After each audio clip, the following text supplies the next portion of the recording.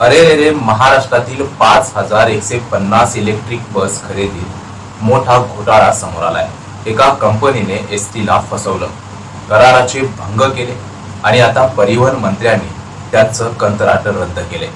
पण प्रश्न आहे, ही कंपनी इतकी बेधडक का होती? मंत्री आणि एसटी अध्यक्ष यांच्यात यामुळे वाद का सुरू झाला आणि सरकारने यावर कारवाई का उशिरा केली? चला ही पूर्ण बातमी तपशीलवार समजून घेऊया. महाराष्ट्र एसटी महामंडळाने इव्हे ट्रान्स कंपनीशी 5,150 इलेक्ट्रिक बस खरेदीसाठी करार केला होता.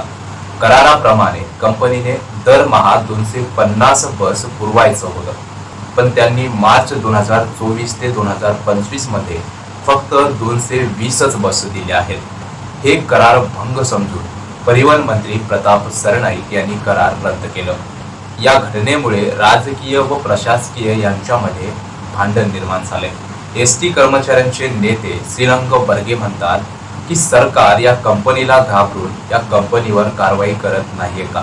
एसटी अध्यक्ष संजय सेठी यांनी कंपनीला नवीन वेळापत्रक दिलं होतं, पण परिवहन मंत्र्यांनी त्याआधीच हा करार रद्द केलाय. मुख्यमंत्री कार्यालयानेही डिफॉल्टर कंपनीची बिले भरली, ज्यावर तीव्र टीका झाली आहे.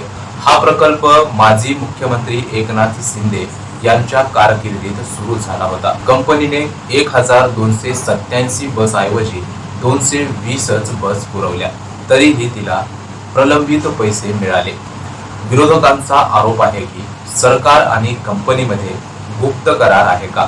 मित्रांनो, हा फक्त एक करार रद्द होण्याचा प्रकार नाही. यामागे पैशाचा दुरुपयोग, प्रशासनाची निष्क्रियता आणि राजकारण आहे. तुम्हाला काय वाटतं? या कंपनीवर कडक कारवाई व्हायला हवी होती का, किंवा हा सगळा खेळच राजकीय आहे? कमेंटमध्ये नक्की सांगा आणि अशा बातम्यांसाठी सबस्क्राईब करायला विसरू नका.